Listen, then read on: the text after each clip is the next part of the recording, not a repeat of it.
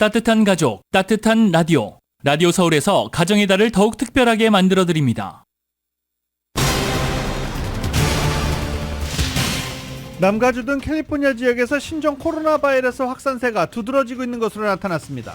불법 음란 사이트를 무려 14개나 운영하면서 대량 유포한 혐의로 캘리포니아의 한인 영주권자가 한국에서 체포됐습니다. LA 메트로에서 또 버스 운전사가 폭행당하는 사건이 발생했습니다. 경찰은 폭력을 행사한 용의자를 공개 수배했습니다. 그런가 하면 올림픽 블루바드와 라브레 아비뉴 버스 정류장에서는 버스를 기다리던 한 주민이 흉기에 찔리는 사고도 발생했습니다. 트럼프 전 대통령의 성추문 입막음 돈 의혹 사건 재판이 마무리 국면에 접어든 가운데 검사와 피고인 측이 오늘 최후 변론을 펼칩니다.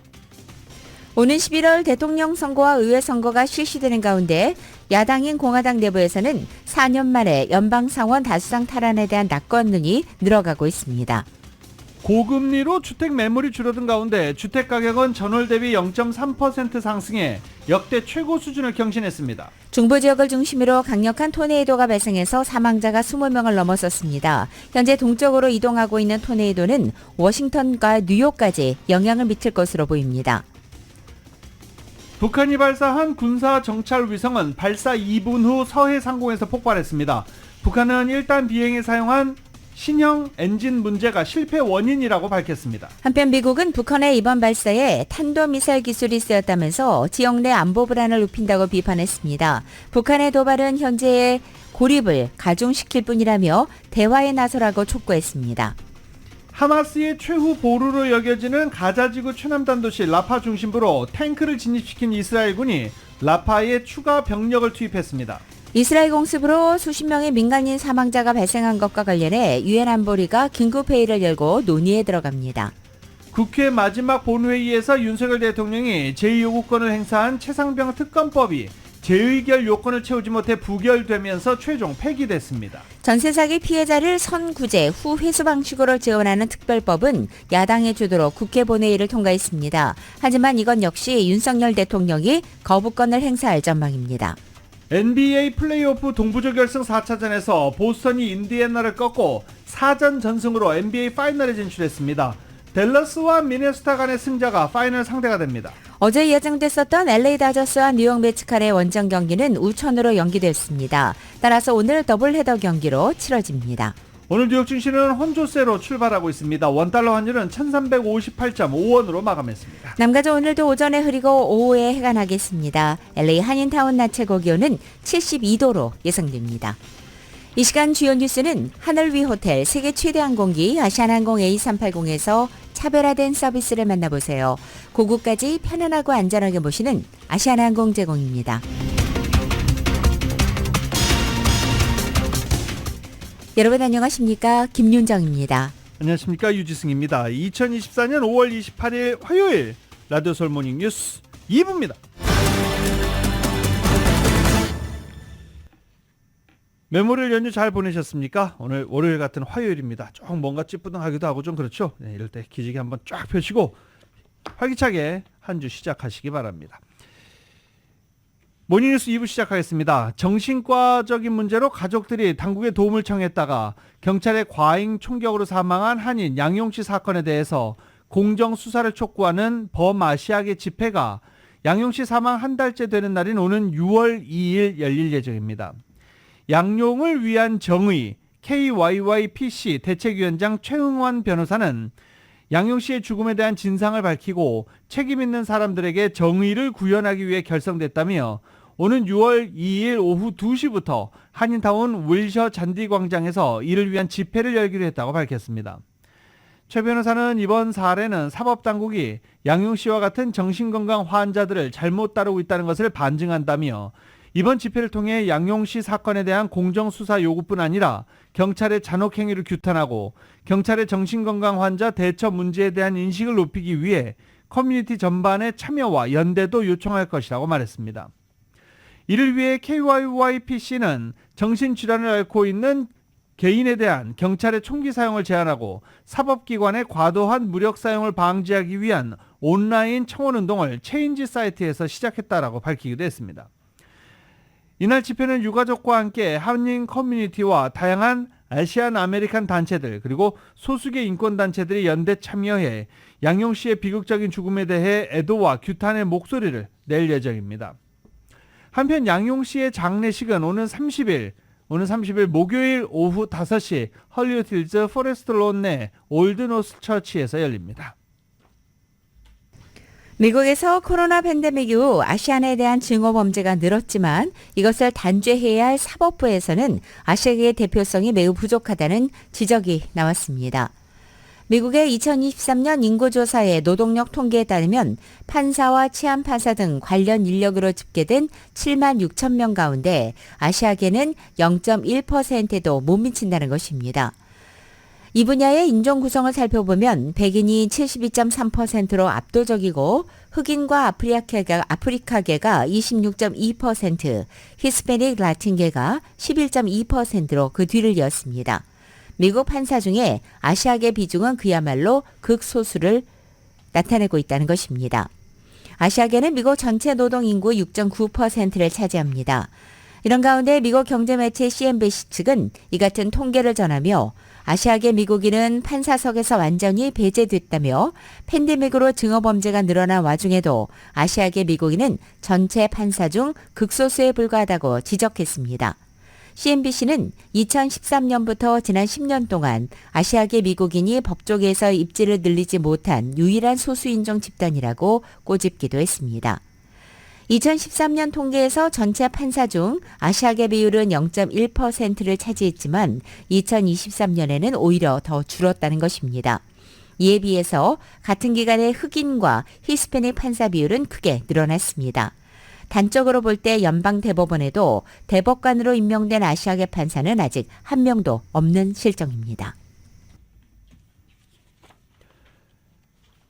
메트로버스에서 또 사고가 발생했습니다. 사건 사고입니다.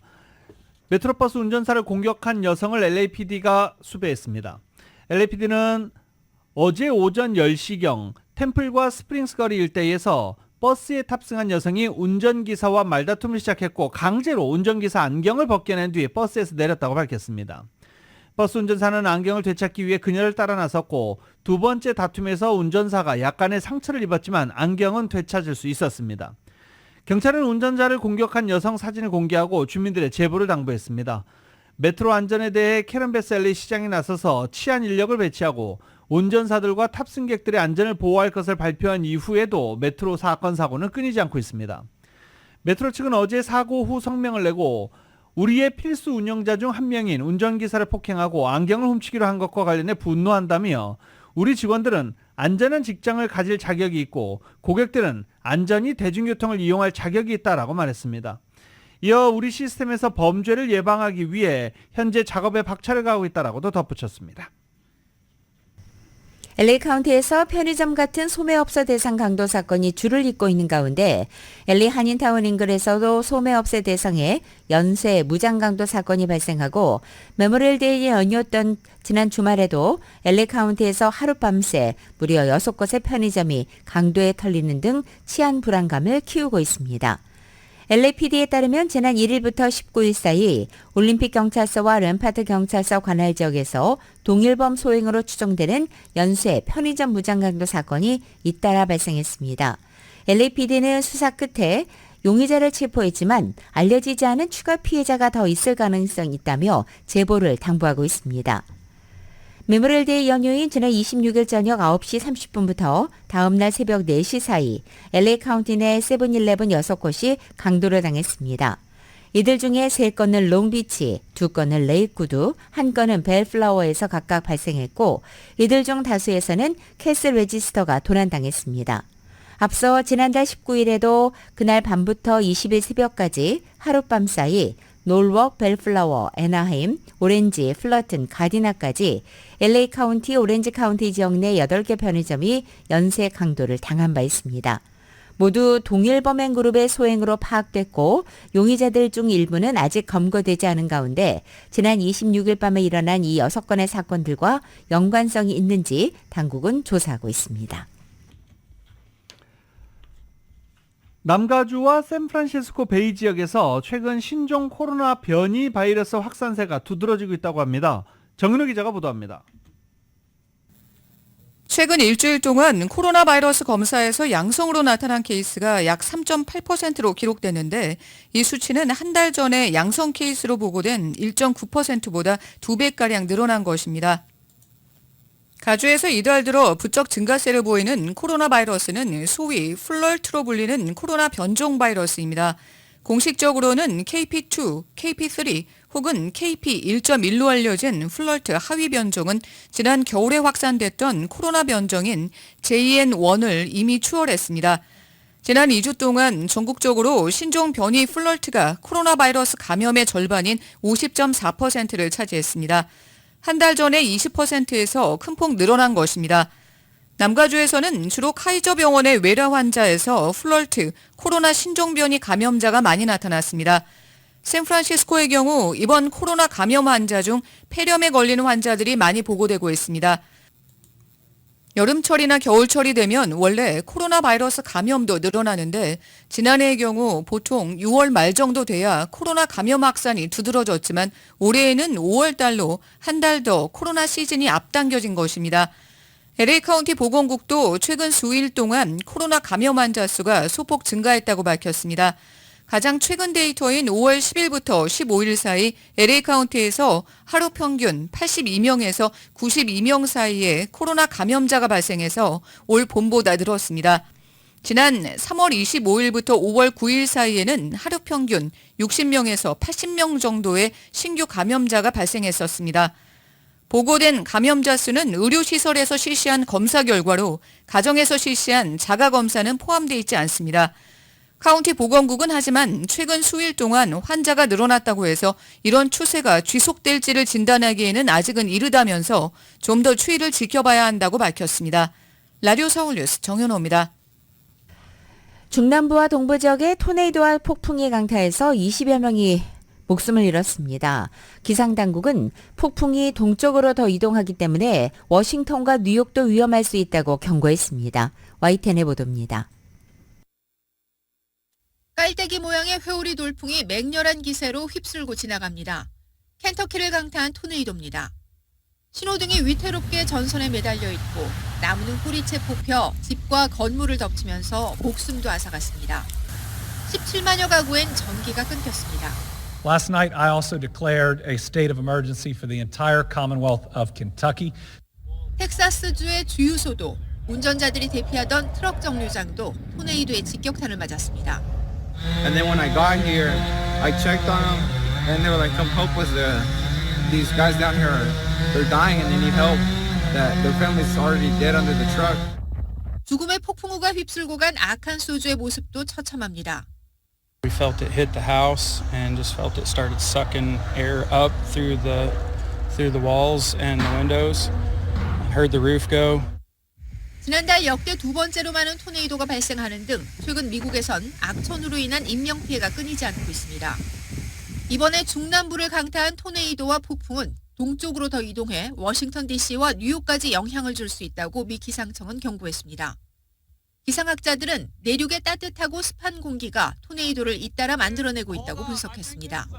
또 고온과 습한 공기가 열돔을 만들면서 남부 지역은 5월에 벌써 한여름 같은 폭염이 찾아왔다고 설명했습니다. YTN 박영진입니다.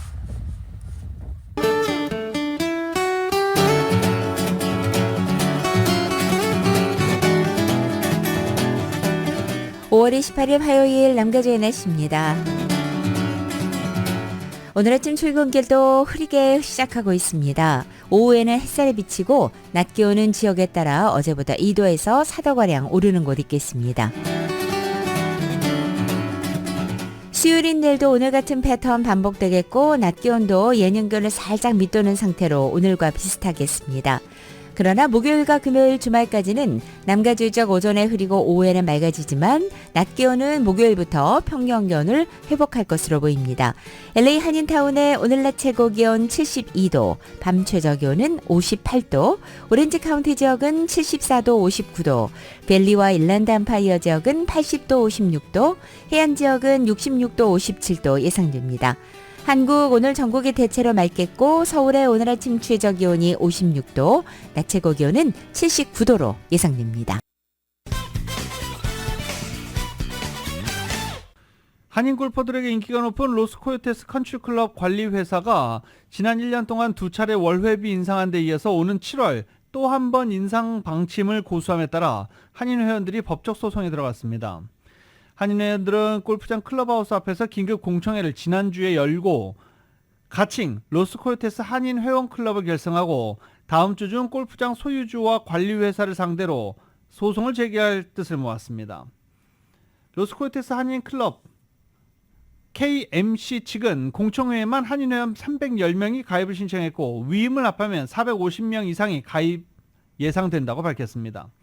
공청회에서 KMC 대표로 추대된 이교식 회장은 AGC 관계자들을 만나 월회비 인상 철회를 요구했지만 관리회사 측은 인종차별과 협박성 발언으로 일관했다며 앞으로 AGC와의 대화는 무의미하다는 결론을 내렸다고 밝혔습니다.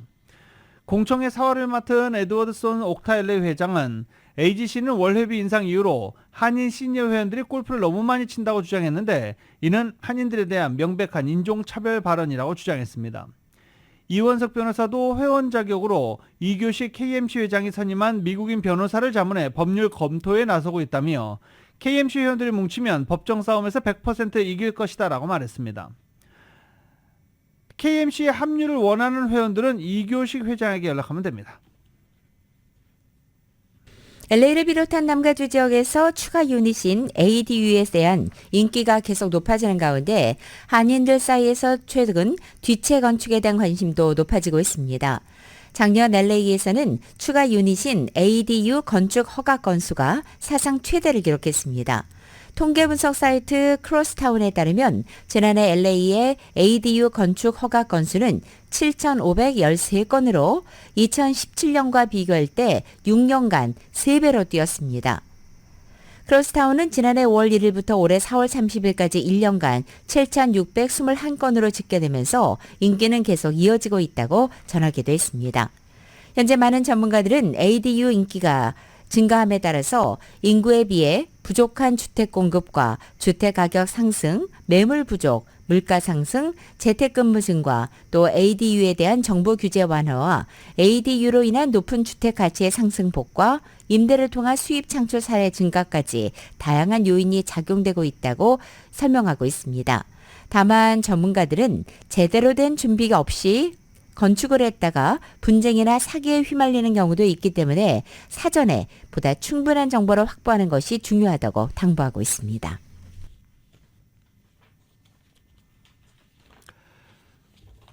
첫 내 집 마련을 준비 중인 한인들에게 꿈을 이룰 기회를 앞당겨주는 정보를 제공하는 주택 박람회 행사가 LA 한인타운에서 다음 달에 개최됩니다.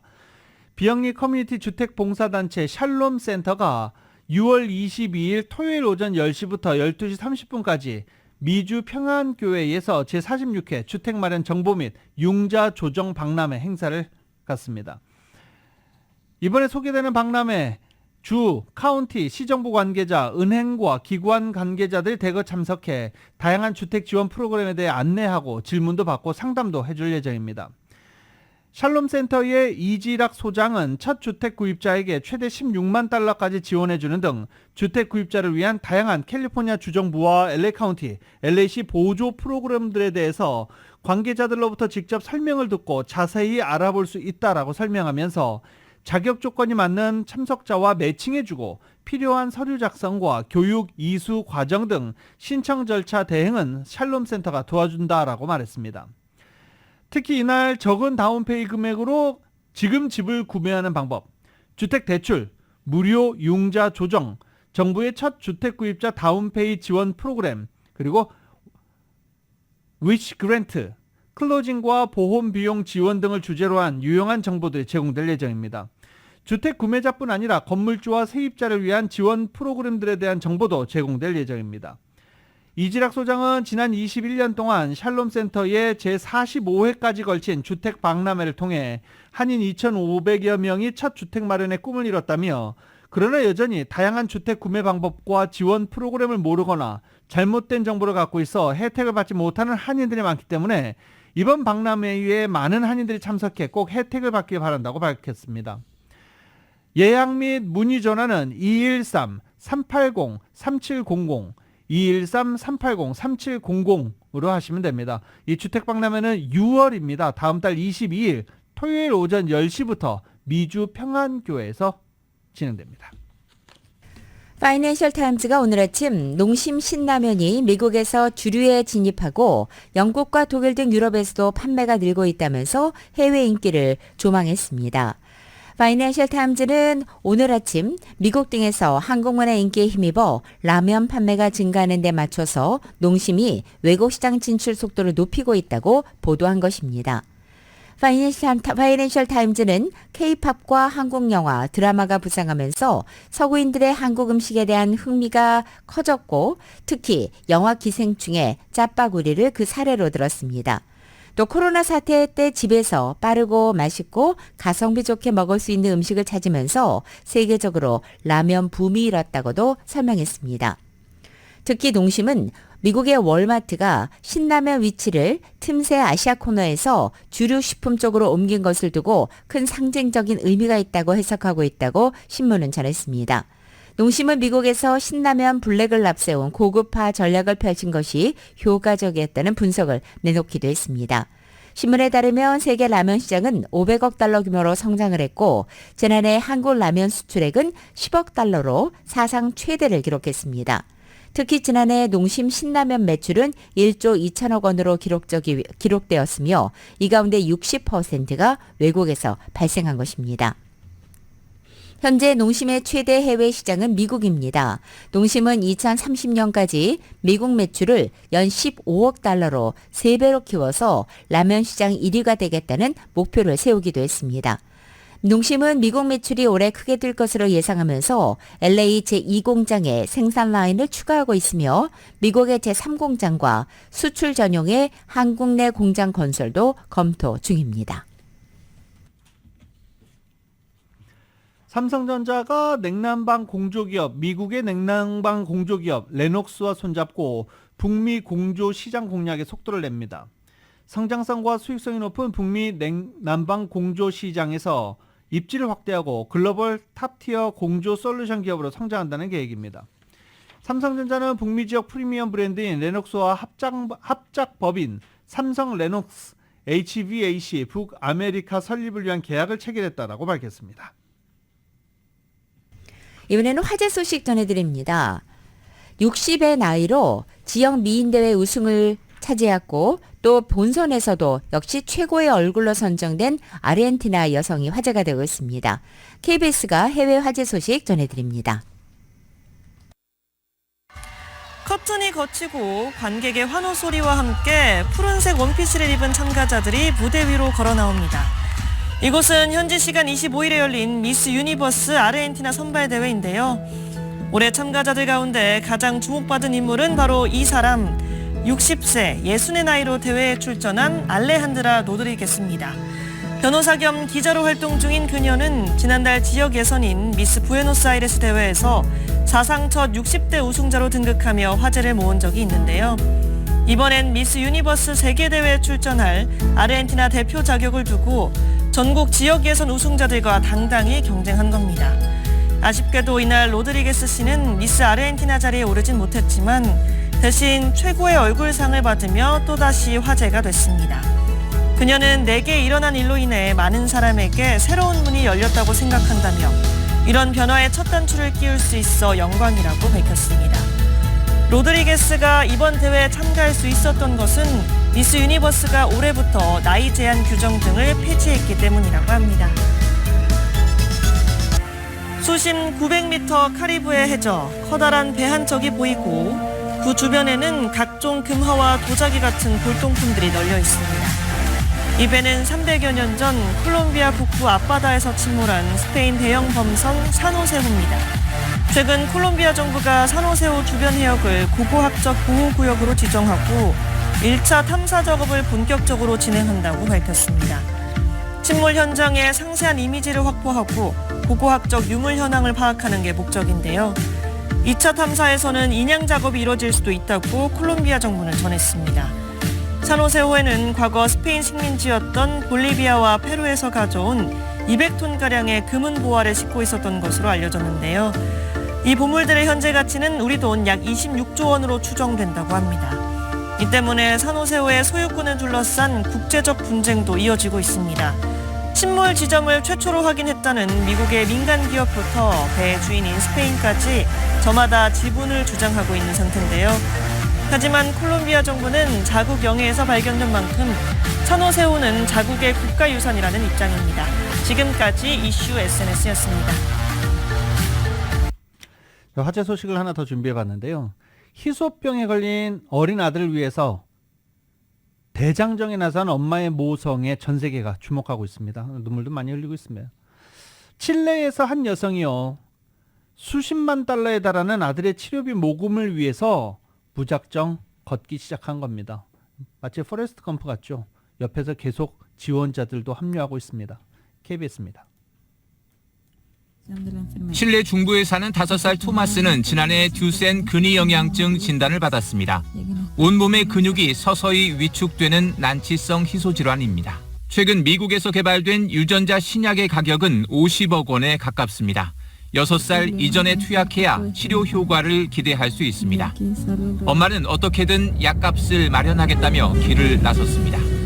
아들의 사진을 가슴에 달고 칠루의 섬에서 수도 산티아고까지 1300km를 목표로 걷기 시작했습니다.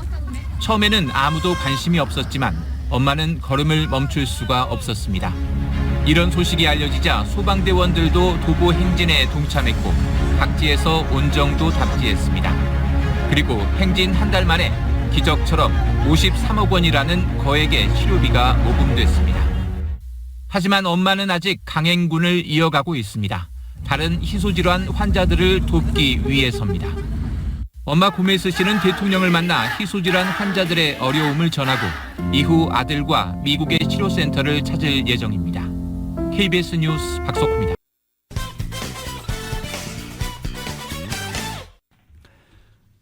라디오솔 모닝뉴스 함께하고 계십니다. 트럼프 전 대통령의 성추문 입막음 돈 의혹 사건 재판이 마무리 국면에 접어든 가운데 검사와 피고인 측의 최후 변론이 펼쳐집니다. CNN 연결해 보겠습니다. Why he sought this special gag order? Yes, that's exactly why. So this all springs from Donald Trump's preposterous, false, ridiculous BS claim that there was some effort to assassinate him. There is a document, a standard piece of a search warrant. CNN이 현재 여러 가지 예측을 하고 분석을 하고 그러고 있습니다. 이번 사건을 맡은 맨하탄 형사법원의 후안 머천 판사는 앞선 공판에서 검사와 피고인 측 변호인의 오늘까지 최후 변론을 준비하라고 알렸었습니다. 최후 변론은 재판 과정에서 제시됐던 증거와 증인 진술을 토대로 검사는 피고인의 유죄를, 피고인 측 변호인은 무죄를 각각 재강조하는 자리입니다.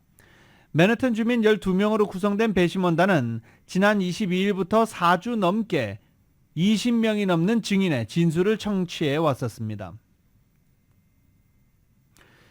트럼프 전 대통령 측 변호인 토드 블란치 변호사는 이 여러 증인들 가운데 코언이 트럼프 전 대통령과 했다는 통화는 장난, 전화 괴롭힘에 관한 내용이었을 뿐 입막음 돈 지급에 관한 내용은 아니었다, 거짓말이다 라면서 일부 핵심 증인들에 대해서 몰아세우기도 했었습니다.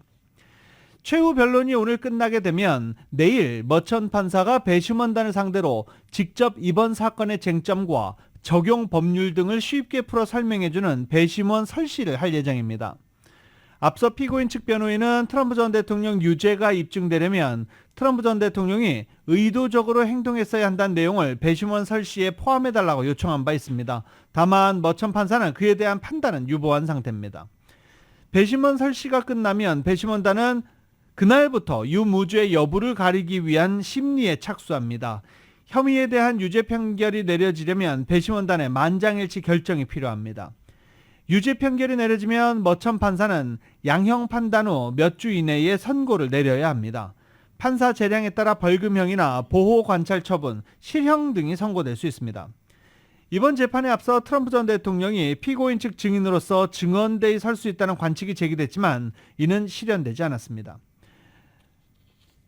이번 사건은 공화당 대선 후보인 트럼프 전 대통령이 기소된 형사재판 4건 중 하나입니다. 정치권과 법조계에서는 이번 재판이 오는 11월 대선 이전에 1심 선고가 이뤄질 유일한 사건으로 보고 있습니다. 조 바이든 대통령이 어제 메모리얼 데이 기념사를 통해 민주주의를 강하게 외쳤습니다. 오는 11월 대선의 경쟁자 트럼프 전 대통령을 직접 언급하지 않았지만 대선을 앞두고 민주대 반민주 구도를 선명하게 부각하는 메시지라는 평가입니다.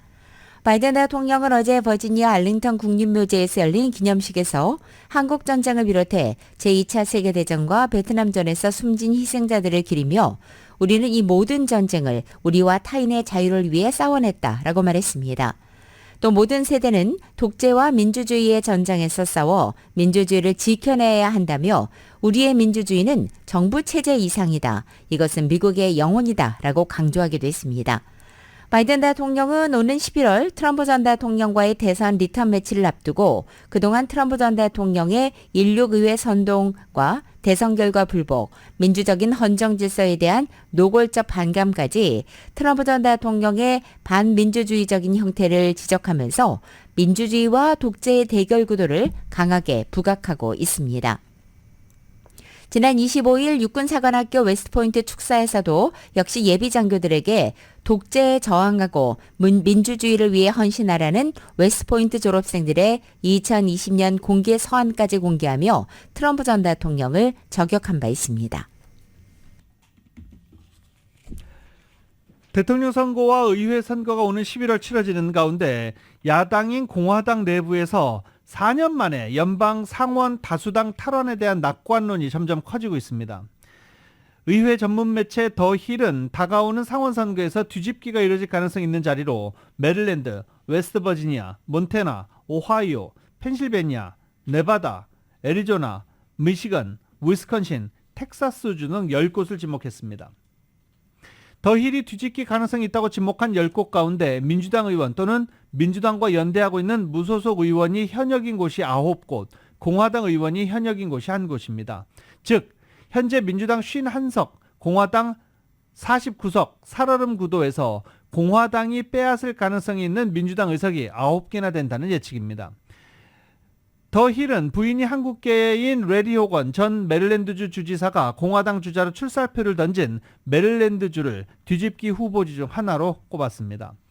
메릴랜드주는 지난 37년간 공화당 출신 연방 상원 의원이 한 명도 없었고 2020년 대선에서 민주당 후보였던 바이든 대통령이 트럼프 전 대통령에게 득표율 65% 대 32% 더블 스코어에서 승리했던 데서 보듯 민주당 성향이 매우 강한 주입니다. 더 힐이 뒤집기가 이루어질 수 있는 곳을 꼽은 10곳 중 공화당이 현역인 곳은 텍사스가 유일합니다. 고금리로 인해 미국의 주택 매물이 줄어든 가운데 주택 가격은 역대 최고 수준을 경신했습니다. 오늘 아침 스탠더드 앤 푸어스 다우존스 인덱스 발표에 따르면 지난 3월 미국의 코오로지 케이스실러 주택가격지수가 전월 대비 0.3% 상승해서 사상 최고 수준을 나타냈고 1년 전 같은 달과 비교해서는 7.4% 상승했습니다. 코오로지 케이스실러 주택가격지수는 미국 20개 주요 도시들의 평균 집값을 측정해서 산출하는 것입니다. 도시별 전년 동기 대비 상승률을 살펴볼 때 샌디에고가 11.1%로 가장 높았고 뉴욕은 9.2%, 클리블랜드 8.8%, 이곳 LA 역시 8.8%로 뒤를 따랐습니다. 고금리로 기존 주택의 매물 공급이 줄어든 것이 집값 상승세 지속의 주된 배경으로 작용되고 있습니다. 중국 패스트 패션 업체 쉬인이 미중 갈등 여파로 미국에서 기업 공개를 준비하는 과정에 어려움을 겪고 있는 것으로 전해졌습니다. 월스트리트저널은 미 증시에 상장하려고 쉬인의 희망이 사라지고 있다며 복수의 소식통을 인용해 쉬인이 런던 증시로 고개를 돌리고 있다라고 보도했습니다. 그러면서도 쉬인이 미국 상장 계획을 완전히 포기한 것은 아니다라고 언급하긴 했는데 중국판 유니클로라고 불리는 쉬인은 2012년 설립 후 $10짜리 청바지 등 저가 전략을 내세워 세계 최대 패션 브랜드 중 하나로 성장했습니다. 2021년 본사를 중국에서 싱가포르로 옮긴 쉬인은 투자금 모집 당시 기업 가치를 $660억 달러로 평가받았고 미국 증시 상장을 신청했는데 미중 갈등 여파로 미국에서 증시 상장하는 과정이 어려움을 겪고 있는 것으로 전해진 것입니다. 미국은 이스라엘의 공습으로 가자 지구 최남단 도시 라파 난민촌에서 수십 명의 민간인 사망자가 발생하자 어제 이스라엘이 민간인을 보호하기 위해 노력해야 한다고 재차 강조했습니다. 백악관은 유엔 산하 사법기구인 국제사법재판소 ICJ의 라파 공격 중단 명령과 국제형사재판소 ICC의 이스라엘 지도부 체포영장 청구 등의 국제 여론이 악화된 상황에서 진행된 이번 공습이 조 바이든 대통령이 언급한 레드라인, 즉 금지선을 넘은 것인지 여부를 평가하고 있다고 인터넷 매체 악시오스가 보도한 것입니다. 앞서 이스라엘군은 전날 하마스 지도부를 겨냥해서 라파 서부 탈 알술탄 피난민촌을 공습해서 가자지구 보건부 측은 이날 공습으로 여성과 노약자 23명을 포함해 최소 45명이 숨지고 249명이 다쳤다고 집계했습니다. 이런 가운데 피라민이 몰려있는 가자지구 최남단 라파 중심가에 이스라엘 탱크가 진입했습니다. 국제사법재판소가 공격을 중단하라는 긴급 명령을 내렸지만 이스라엘이 본격적인 지상전에 돌입했다는 관측입니다. KBS입니다. 이스라엘 탱크가 가자지구 곳곳에서 작전 중입니다. 가자지구 최남단 라파 중심가에서도 이스라엘 탱크가 목격됐다고 외신들이 전했습니다. 라파 중심 랜드마크인 알-아우다 이슬람 사원 부근에서입니다. 현지 언론들은 라파에서 이스라엘군 4개 여단이 현재 작전 중이며 이스라엘 탱크가 가자 중심부에 도달했다고 전했습니다. 전날 밤부터 공습이 이어졌고 총격전도 벌어졌다는 증언이 이어졌습니다. 이스라엘군은 공식 확인하지 않고 있지만 이를 두고 본격적인 라파 지상전에 돌입했다는 관측이 나오고 있습니다. 이스라엘은 국제사회의 강한 비판에도 라파 지역에서의 작전을 강행해왔습니다. 지난 일요일에는 피란처로 지정했던 난민촌을 공습해 적어도 45명이 숨지고 300명에 가까운 부상자가 발생했습니다. 네타냐후 이스라엘 총리는 이를 두고 비극적인 실수라면서도 여전히 라파 공세를 이어가겠다는 의지를 드러냈습니다. 국제사법재판소는 지난 24일 이스라엘에 라파 공격을 중단하라는 긴급 명령을 내린 바 있습니다. 두바이에서 KBS 뉴스 우수경입니다. 이스라엘의 공습으로 가자지구 최남단 도시 라파 난민촌에서 수십 명의 민간인 사망자가 발생한 것과 관련해 유엔 안보리가 긴급 회의를 열어 논의하게 됩니다. AFP 통신에 따르면 안보리는 바로 오늘 28일 오후 중동 팔레스타인 문제를 의제로 긴급 비공식 협의를 열고 라파 공습에 따른 민간인 피해 문제를 다루기로 했다는 것입니다. 비공개로 열리는 이번 회의는 아랍권 국가를 대표하는 이사국 알제리의 요청으로 소집됐습니다. 북한이 어제 탄도미사일 정찰 위성을 실은 미사일을 발사했는데 발사 2분 만에 폭발했습니다. 이와 관련해서 북한 측은 1단계 신형 엔진에서 문제가 생겨서 폭발했다라고 금방 인정하기도 했습니다. 이와 관련해서 바이든 행정부는 북한의 이번 발사에 탄도미사일 기술이 쓰였다면서 지역 내 안보 불안을 높이고 있다라고 비판했습니다. 또 이 같은 도발은 북한을 더 고립시킬 뿐이라며 대화에 나설 것을 촉구했습니다. YTN입니다. 미국 현충일인 메모리얼 데이를 맞아 알링턴 국립묘지를 찾은 조 바이든 대통령. 2차 대전부터 한국전과 베트남전 등을 언급하며 민주주의를 구한 전쟁이었다고 평가했습니다.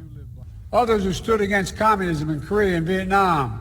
These warriors fought for our freedom and the freedom of others. 미국 현충일에 발사된 북한 미사일에 국무부는 규탄 입장을 분명히 밝혔습니다. 이번 발사에 탄도미사일 프로그램과 직접 관련된 기술이 포함돼 있어 복수의 유엔 안보리 결의 위반이라는 겁니다. 또 정박 국무부 대북 고위관리가 한국과 일본 대화 상대와 긴밀히 협의해오고 있다며 북한 도발에 맞서는 한미일 공조를 강조했습니다.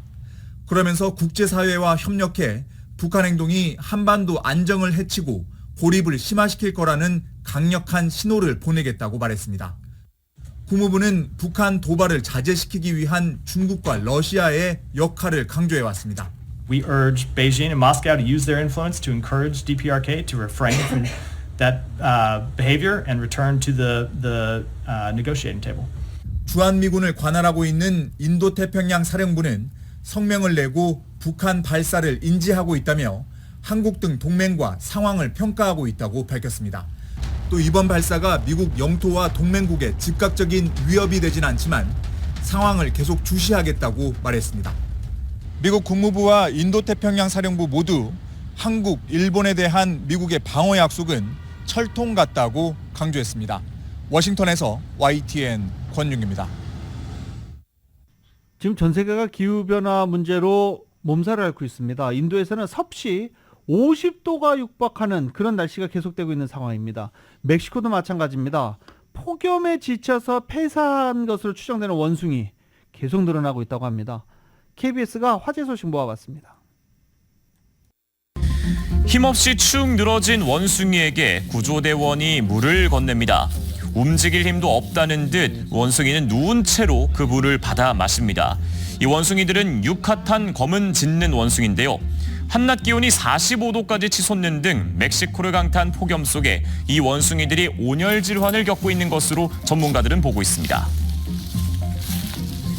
Estaban en un estado crítico, como con pérdida de conciencia, aletargados y signos de una deshidratación severa. 멕시코 환경부는 이달 들어 남부에서 유카탄 검은 짖는 원숭이 사체 157마리를 발견했다고 밝혔습니다. 멕시코 당국은 정확한 폐사 원인을 파악하는 한편 주민들과 함께 원숭이 보호 대책을 마련하고 있습니다. 그런가 하면 멕시코 중부에서는 현지 시각 24일과 26일 때 아닌 우박과 폭우로 주택 파손과 도로 침수 등 피해가 이어졌습니다. 일부 지역에서는 한때 얼음 더미가 1m 가까이 쌓이기도 했는데요. 현지 언론은 인명피해는 발생하지 않았다고 전했습니다. 지금까지 맵브리핑이었습니다. 한 남성이 무언가를 기다리는 듯 도로를 바라봅니다. 이윽고 멀리서 빨간 트럭 한 대가 다가오지요. 해당 빨간 트럭은 1954년 모델로 이 남성이 10대 시절 $50와 돼지 한 마리를 주고 구매한 것입니다. 부서지고 망가졌지만 첫 자동차라는 애정 때문에 버리지 못하고 40여 년 동안 집 마당 한쪽에 세워뒀다고 합니다. 이걸 쭉 봐왔던 손자가 할아버지를 위해 트럭을 수리해온 건데요. 모든 과정은 할아버지 몰래 진행됐다고 하고요. 그 덕에 감동받은 할아버지의 모습을 고스란히 전할 수 있었다고 밝혔습니다. 해당 영상은 5개월 전 촬영된 거지만 최근 미 언론들의 보도를 통해 유명해지게 됐습니다. 이 모습을 본 네티즌들은 감동적이다, 이런 기분 좋은 이야기를 매일 보고 싶다는 등의 반응을 보였다네요. 지금까지 월드플러스였습니다.